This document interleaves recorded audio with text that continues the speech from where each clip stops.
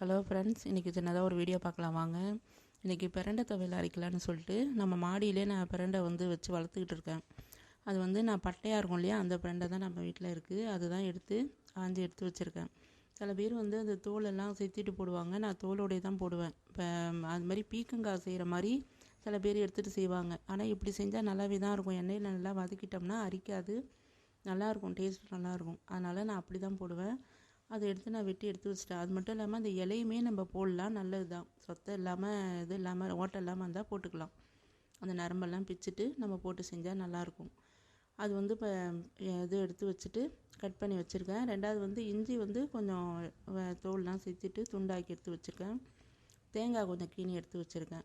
இப்போ முதல்ல வானலை வச்சுட்டு எண்ணெய் காஞ்சதும் நம்ம முதல்ல நான் மிளகா தான் போட்டு தேவையான அளவு வறுத்து எடுத்துட்டேன். ரொம்ப தீய விடாமல் அந்த வறுத்து எடுத்து வச்சுட்டு நம்ம அடுத்தது வடகம் தான் போட்டு தாளித்து கொஞ்சம் எடுத்துக்கணும். வடகம் கொஞ்சம் கூட போட்டால் நல்லாயிருக்கும். வடகம் இல்லாதவங்க உளுத்தம் பருப்பு கூட போட்டு செஞ்சுக்கலாம். ஆனால் வடகம் போட்டால் தான் டேஸ்ட்டு நல்லாயிருக்கும், வாசனையாகவும் இருக்கும். இது கூட உளுந்து வேணாலும் துவையல் கொஞ்சம் நிறைய வேணும்னு நினைக்கிறவங்க உளுந்து கூட நம்ம வறுத்து சேர்த்துக்கலாம். இந்த வடகத்துக்கு முன்னாடி உளுந்தை வறுத்துட்டு வடகத்தை போடணும். ஏன்னா வடகம் டக்குன்னு பொரிஞ்சிடும். நான் இன்றைக்கி உளுந்து சேர்க்கலை, வடகம் தான் பொரித்து எடுத்துட்டு அதை போட்டு செய்யலான் இருக்கேன். அப்புறம் இந்த பிரண்டை துவையல் சாப்பிட்றது என்னென்ன உடம்புக்கு நல்லா, வயிறு அஜீரண கோளாறு இருக்கிறவங்க இவங்கெல்லாம் அடிக்கடி சாப்பிட்டா நல்லது. ரெண்டாவது இந்த மூல நோயின்னு சொல்லுவாங்க பார்த்தீங்களா, கிராமத்திலலாம் சொல்லுவாங்க. அதெல்லாம் பிரண்டையப்பா அங்கெல்லாம் கிராமத்திலலாம் வேலியிலே இருக்கும். அதை எடுத்துகிட்டு செஞ்சு கொடுப்பாங்க. அந்த மாதிரி இருக்கிறவங்களுக்கு இந்த மூலம் அப்படின்னு சொல்கிறவங்களாம் இது அடிக்கடி சேர்த்துக்கிறது ரொம்பவே நல்லது. ஹீட் ஆகுறாங்க, அடிக்கடி உடம்பு ஹீட் ஆகுறது, உட்காந்து வேலை செய்கிறாங்க பார்த்தீங்களா, அவங்களுக்கு உடம்பு ஹீட்டாக தான் ஆகும். இரும்பு வேலை செய்கிறவங்களாம் இருக்காங்களே, அவங்களாம் அடிக்கடி சேர்த்துக்கலாம். அது மட்டும் இல்லை, குழந்தைங்களுக்கும் இதை நம்ம அடிக்கடி கொடுக்கறது நல்லது. அப்புறம் இது எல்லா கட்டு சாதத்துக்கும் சாப்பிட்றதுக்கு நல்லாயிருக்கும், வெரைட்டி சாதம் எல்லாத்துக்குமே. அப்புறம் இதை நம்ம அரைச்சி வச்சிட்டோம்னா ஒரு வாரம் கூட வச்சுக்கிட்டு ஃப்ரிட்ஜில் வச்சு சாப்பிட்லாம். நம்ம வெளில வச்சு சாப்பிட்டோம்னா அது தண்ணி ரொம்ப இது பண்ணாமல் இருந்தோம்னா, கலக்காமல் அப்படியே அரைச்சி வழித்து எடுத்து வச்சிட்டோம்னா கைப்படாமல் 2 நாள் கூட வீணாக போகாது. ஆனால் தேங்காயை நம்ம துருவிட்டு ஒரு வதக்கிக்கணும். வதக்கிட்டோம்னா வானலில் எண்ணெயை விட்டு நல்லாயிருக்கும், வீணாக போகாது.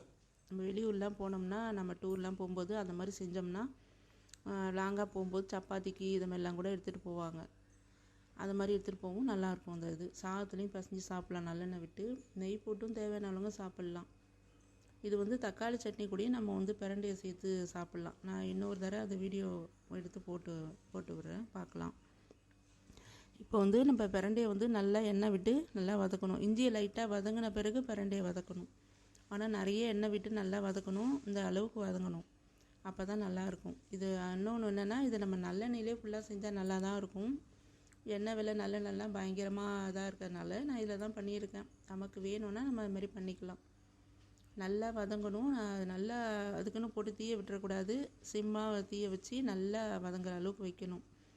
வதங்கின பிறகு எடுத்து இந்த மாதிரி வச்சுட்டு ஆற வச்சு நம்ம மிக்சியில் அரைக்க வேண்டியது தான்.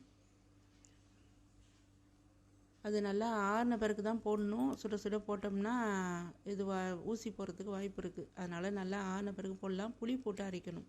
நம்ம வெளியூர்லாம் எடுத்துகிட்டு போகிறோம்னா புளியை நம்ம பிரண்டக்கூடியே நம்ம கொஞ்சம் லைட்டாக வறுத்துட்டோம்னா சட்டுன்னு வீணாக போகாது. அதையும் நம்ம செஞ்சுக்கலாம். நான் இப்போ சும்மா வீட்டுக்கு சாப்பிட போகிறதுனால அப்படியே போட்டுக்கிட்டேன்.